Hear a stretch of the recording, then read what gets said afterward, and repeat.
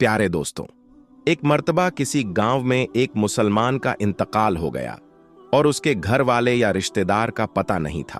और जब किसी मुसलमान का इंतकाल हो जाए और हालात ऐसे बन जाएं कि उसके घर में कोई भी मौजूद ना हो, उसके रिश्तेदारों के बारे में पता ना हो, तो ऐसे में गांव वाले और आसपास के लोग यह जिम्मेदारी संभाल लेते हैं कि इस दुनिया को छोड़कर जाने वाले को हम गुस्ल देंगे और इसको दफनाने का भी इंतजाम किया जाएगा। इसी तरह जब एक मुसलमान शख्स का इंतकाल हुआ तो उसके घर में कोई भी ऐसा मौजूद नहीं था जो उसको दफनाने का इंतजाम करता। इसलिए गांव वालों ने यह जिम्मा लिया कि इस मुसलमान को गुस्ल दिया जाएगा। गुस्ल के बाद जिस तरह जनाजे की तैयारी की जाती है, उसी तरह इस मुसलमान भाई के जनाजे की भी तैयारी की जाने लगी और फिर नमाज जनाजा का ऐलान हुआ और आखिरकार मोहल्ले वाले और तमाम गांव वाले मयत लेकर कब्रिस्तान पहुंच गए। कब्रिस्तान पहुंचकर इस शख्स की नमाज जनाजा अदा की गई और कब्र खोदने का काम शुरू हो गया। दोस्तों, कब्रिस्तान के हवाले से हम यह जानते हैं कि अक्सर कब्र बहुत पुरानी हो जाती है, यहां तक कि उनका निशान तक मिट जाता है।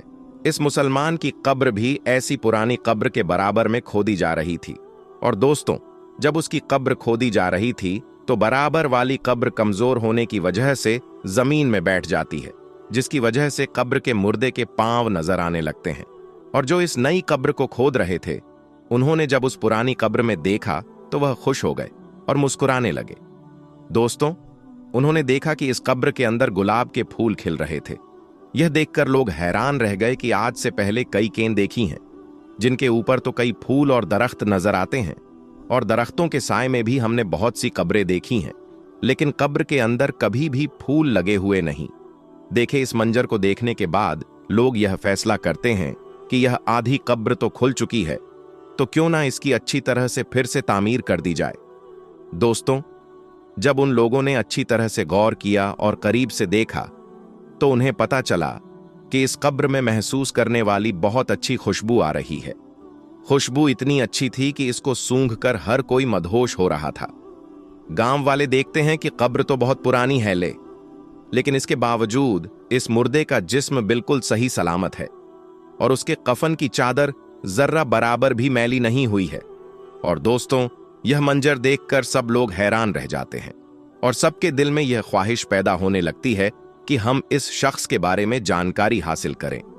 आखिर यह कौन आदमी है और जिंदगी में इसने कौन से ऐसे अमल किए हैं जिसका सिला इसको आज मरने के बाद इतनी पुरानी कब्र यानी इतने अरसे बाद कब्र में मिल रहा है। और यह ऐसा कौन सा अमल करता था और ऐसा कौन सा काम करता था जिसकी वजह से इसकी कब्र से इतनी अच्छी खुशबू निकल कर आ रही है। चुनांचे सभी ने यह फैसला किया कि शख्स की तलाश जरूर की जाए। दोस्तों, इसकी कब्र को मिट्टी डालकर फिर से बंद कर दिया जाता है और जो जनाजा तमाम लोग अपने साथ लाए थे उसको दफन भी कर दिया जाता है। फिर इसके बाद लोग आसपास के तमाम गांव में फैल जाते हैं और इस कब्र के मुर्दे के घर वालों की तलाश शुरू कर देते हैं। आखिरकार कई रोज सख्त मेहनत के बाद और बुजुर्गों के मशवरे के बाद उन्हें यह पता चल जाता है कि आखिर यह शख्स कौन था। फिर कुछ लोग इकट्ठा होकर उसके घर पहुंच जाते हैं जहां वह शख्स कभी रहा करता था। बज़हर घर दिखने में बहुत पुराना लग रहा था और घर को देखकर यह नहीं लगता था कि यहां कोई रहता होगा। लोग उस घर का दरवाजा खटखटा हैं, जिसके बाद अंदर से बहुत कमजोर सी आवाज आती है, दरवाजा खुला है, आ जाओ। गांव वाले मिलकर घर में दाखिल होते हैं और दोस्तों, जब वह घर में जाते हैं तो देखते हैं कि इस घर में बहुत कमजोर औरत मुकीम है, जिसकी उम्र बहुत ज्यादा हो चुकी है और उसका जिस्म इंतहा कमजोर हो चुका है। चुनांचे यह लोग उसके पास पहुंच जाते हैं और उससे सवाल करते हैं कि फला कब्रिस्तान में उस जगह एक कब्र है। बताया गया है कि उस कब्र का ताल्लुक आपके घर से है, तो आप हमें बताएं कि वह कब्र किसकी है। और हमें यह भी बताएं कि हमने कब्र में एक बहुत अजीब मंजर देखा है कि उस कब्र के अंदर से खुशबू आ रही थी और गुलाब के फूल कब्र के अंदर खिले थे, और यहां तक कि कब्र के मुर्दे का जिस्म बिल्कुल सही सलामत था और उसका कफन तक मेला नहीं हुआ था। आखिर वह शख्स कौन था? यह सुनकर वह बूढ़ी औरत एक लम्हे को तो खामोश रहती है और फिर कहती है कि जिस कब्र का तुम जिक्र कर रहे हो वह मेरे शौहर की कब्र है। जवानी में ही उसका इंतकाल हो गया था और वह मुझे छोड़कर चला गया था। लोग सवाल करते हैं कि आखिर आपके शौहर ऐसा कौन सा अमल करते थे कि आज भी उनका जिस्म बिल्कुल सही सलामत है और कब्र में से खुशबू उठ रही है, तो वह औरत कहती है, मुझे कुछ तो ज्यादा याद नहीं क्योंकि मेरी याददाश्त बहुत कमजोर हो चुकी है, लेकिन हां, एक ऐसा अमल जरूर था जो मुझे आज भी याद है और मेरा शौहर रोजाना वह अमल दोहरा करता था। और वह अमल यह था कि वह जब रोज सुबह फजर की नमाज अदा करने मस्जिद में जाते थे तो वह देखते थे कि लोग नमाज के बाद कुरान की तिलावत करने के लिए मस्जिद में बैठ जाते हैं और वहां बैठकर कुरान पाक पढ़ते रहते हैं। लेकिन मेरे शौहर को कुरान पाक पढ़ना नहीं आता था और वह इस बात पर बहुत गमगीन होते थे और रोने की हालत में घर आते थे और आकर कहते थे कि मैं कितना बदनसीब हूं कि मुझे कुरान पाक पढ़ना नहीं आता है। हाँ, वह घर में रखे कुरान को अदब से चूम कर अपने सीने पर लगाते थे और उनकी आंखों से आंसू जारी रहते थे और कुरान पाक को खोलकर जो भी आयतें उनके सामने आती थी उन पर वह अपना माथा फेरते और कहते थे कि अल्लाह, तूने इस किताब में जो कहा है वह हक है और तू सबसे बड़ा सच्चा है और तेरी किताब सच्ची है। और वह काफी देर तक मुख्तलिफ आयतों पर हाथ फेर कर यह अल्फाज दोहराते रहते थे और उनके आंसू लगातार बहते रहते थे। उसके बाद वह कुरान चूम कर उसे सीने से लगा लेते थे और उसको अपनी जगह पर रख देते थे और यह काम मेरा शौहर रोजाना किया करता था। मुझे लगता है कि यह वही अमल है जिसकी वजह से उनकी कब्र से यह खुशबू महक रही है। दोस्तों, कुरान पाक से मोहब्बत की एक छोटी सी मिसाल आपके सामने पेश की गई है। आजकल कितने ही ऐसे लोग हैं जिनको कुरान पाक पढ़ना भी आता है, फिर भी वह कुरान पाक नहीं पढ़ते हैं, बल्कि बाज लोग तो ऐसे हैं जो कुरान पाक पढ़ने के बाद उसको भूल चुके हैं। अल्लाह पाक से दुआ करते हैं कि अल्लाह पाक हमें और आपको कुरान पढ़ने और उस पर अमल करने की तौफीक अता फरमाए। प्यारे दोस्तों, आज की इस वीडियो में हम आपको एक ऐसा दर्दनाक वाकया बताने वाले हैं जिसे सुनकर आपकी आंखें भर आएगी। दोस्तों, यह वाकया एक नेक औरत का है। हजरत जाफर बिन सादिक रहमतुल्लाह अल फरमाते हैं कि बनी इजराइल का एक आदमी सफर पर जाने लगा। अपने भाई से वादा लिया कि तुम मेरी बीवी की खिदमत और देखभाल करोगे, तो उसके भाई ने मान लिया और यकीन कराते हुए कहा, भाईजान, आप बेफिक्र होकर सफर पर जाइए, आपको किसी तरह की कोई शिकायत नहीं मिलेगी, मैं हर तरह से आपकी बीवी का ख्याल रखूंगा। तो दोस्तों, वह शख्स इत्मीनान होकर सफर पर निकल गया और उसके भाई ने अपनी भाभी के साथ रहना शुरू कर दिया। लेकिन औरत की खूबसूरती ने उसका ध्यान इस तरह खींचा कि वह आदमी अपनी ही भाभी पर आशिक हो गया और अपने भाई से किए हुए वादे को तोड़कर उसकी बीवी को अपने इरादे बताते हुए जिना की दावत दी। वह औरत पाक दामन वाली औरत थी, उसने इनकार कर दिया। लेकिन जब वह बदबख्त देवर अपनी कोशिशों में नाकाम होने लगा तो धमकी देते हुए कहा कि अगर तुमने मेरी बात ना मानी तो मैं तुम्हें कत्ल कर दूंगा। औरत ने कहा, अल्लाह की कसम, मैं तुम्हारी इस जिना की दावत को कभी कबूल नहीं करूंगी, चाहे तुम लाख कोशिश कर लो। खैर दोस्तों, उस पाक दामन औरत के इस अंदाज को देखकर खामोश हो गया। लेकिन जब उसका भाई सफर से वापस आया तो वह कहने लगा, मेरे भाई, जानते हो तुम्हारी बीवी ने तुम्हारे जाने के बाद में क्या किया है? सुनो, वह मुझे बदका जिनाकारी की दावत दिया करती थी। तौबा तौबा, वह तो बहुत बड़ी बदचलन औरत है। उसने तुम्हारे जाने के बाद ना जाने क्या किया है। भाई की ये बातें सुनकर उसे बहुत गुस्सा आया। उसने कहा, जानते हो तुम क्या कह रहे हो? तो छोटे भाई ने कहा, हाँ भाईजान, अल्लाह की कसम, मैं बिल्कुल सच कह रहा हूं, मैंने हकीकत तो बता दी। अब आपकी मर्जी। छोटे भाई की यह बातें सुनकर उसके दिल में यह बात चुप गई कि वाकई मेरी बीवी ने खयानत की है।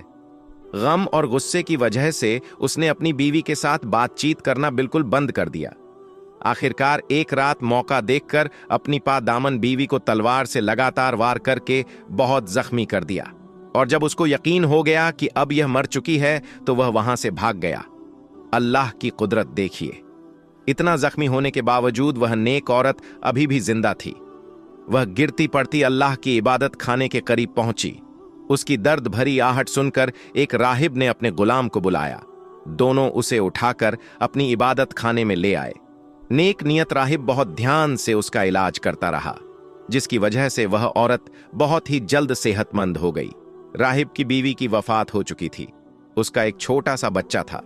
राहिब ने औरत से कहा, अगर तुम ठीक हो गई हो और जाना चाहती हो तो खुशी से चली जाओ, अगर यहां रहना चाहती हो तो तुम्हारी अपनी मर्जी है।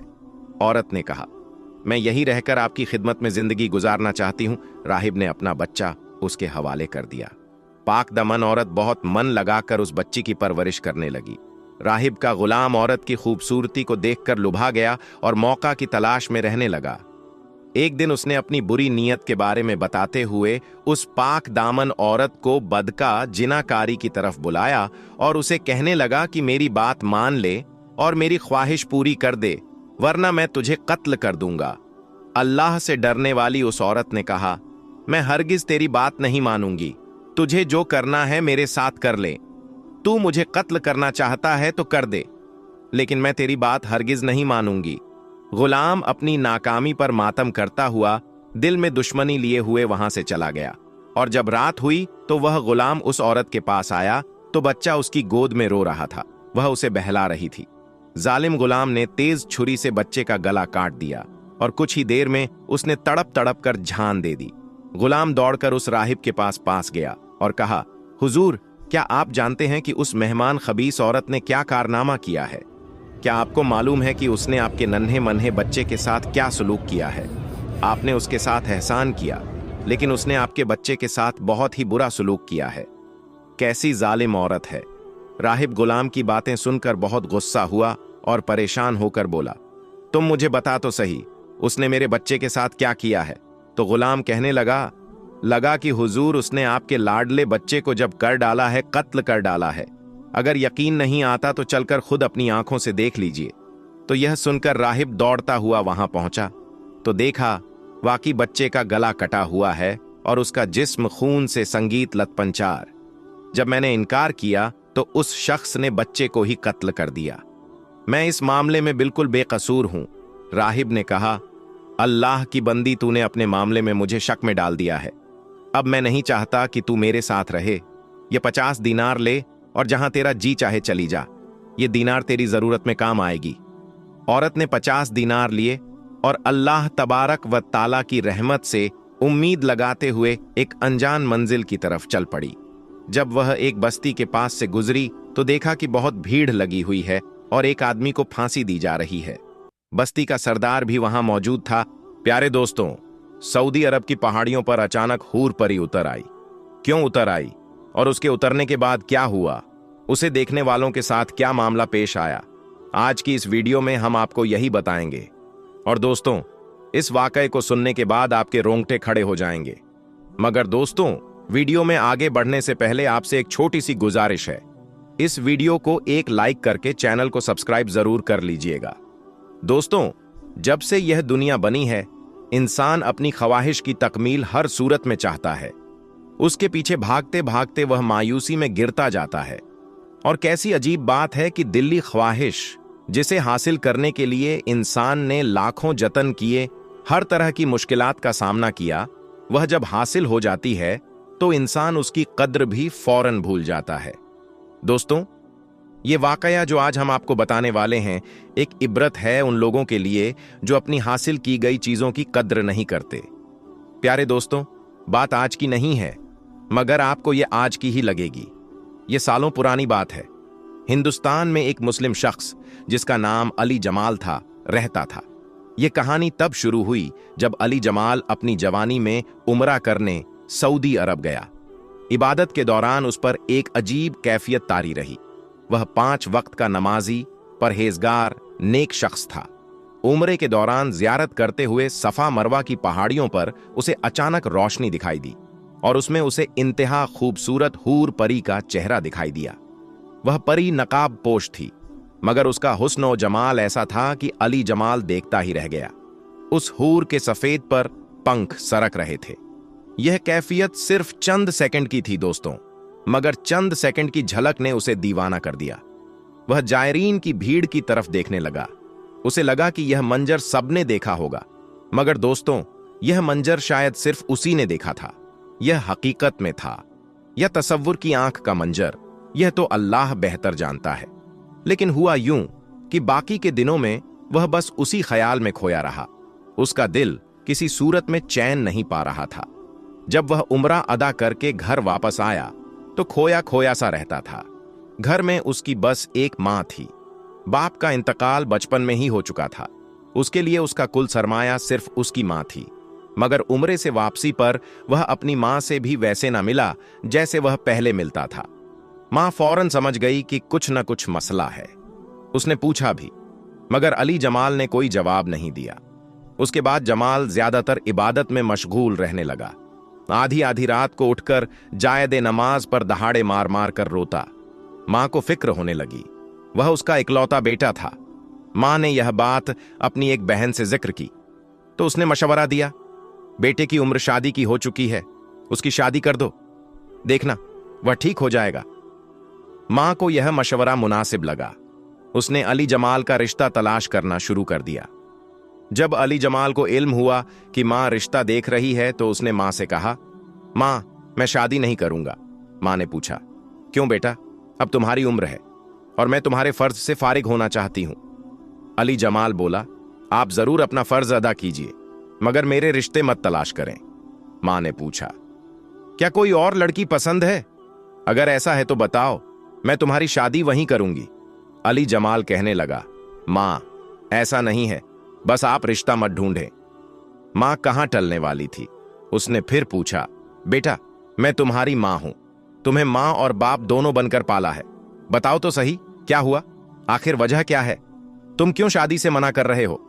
अली जमाल ने मां से प्यार से कहा, मां मैं शादी करूंगा, मगर किसी हूर से। मां फौरन बोली, मैं समझ गई, मैं तुम्हारी शादी हूर जैसी खूबसूरत लड़की से करूंगी, तुम फिक्र ना करो। अली जमाल खामोश हो गया। अब वह मां को क्या बताता कि वह तो सच में कोई हूर चाहता है। सच में हूर उसके तसव्वुर में है और वह उसके इश्क में गिरफ्तार हो चुका है।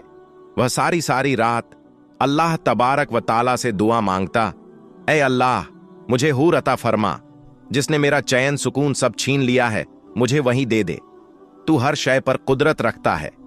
बस मैं भी शादी उसी हूर से करना चाहता हूं जिसका तूने मेरे दिल में बसा दिया है, तू मेरी दुआ कबूल फरमा मेरे परवरदिगार।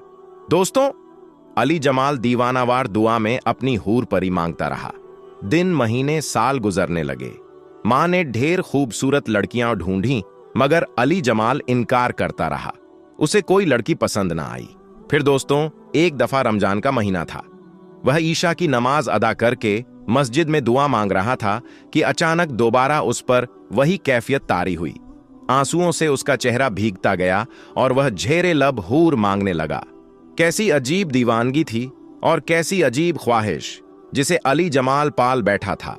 उम्र बीत रही थी, मगर वह इंतजार में था और उसे यकीन भी था कि अल्लाह तबारक व ताला उसको हूर अता फरमाएगा। एक न एक दिन उसकी दुआ जरूर सुनी जाएगी। दोस्तों, दुआ मांगकर वह उसी कैफियत में मस्जिद से बाहर निकला। अभी जरा सा आगे बढ़ा था कि उसे गली की एक जानिब से अंधेरे में किसी लड़की के रोने की आवाज सुनाई दी। वह मुड़ा और उस जानिब चल पड़ा जहां से रोने की आवाज आ रही थी। उसने देखा कि एक नकाब पोश लड़की सुनसान जगह पर खड़ी रो रही है। शायद कोई जरूरतमंद हो, यह सोचकर वह लड़की के करीब गया। जब थोड़ी सी रोशनी उस लड़की के चेहरे पर पड़ी तो अली जमाल के पांव तले जमीन खिसक गई। यह तो वही लड़की थी, वही चेहरा था जिसके इश्क में वह दीवाना हो चुका था। अली जमाल ने हिम्मत करके कांपती आवाज में पूछा, तुम कौन हो और यहां सुनसान जगह पर क्यों रो रही हो? लड़की ने रोते हुए बताया, मैं बेसहारा हूं, यतीम खाने से भाग आई हूं, मगर नहीं जानती कि कहां जाऊं।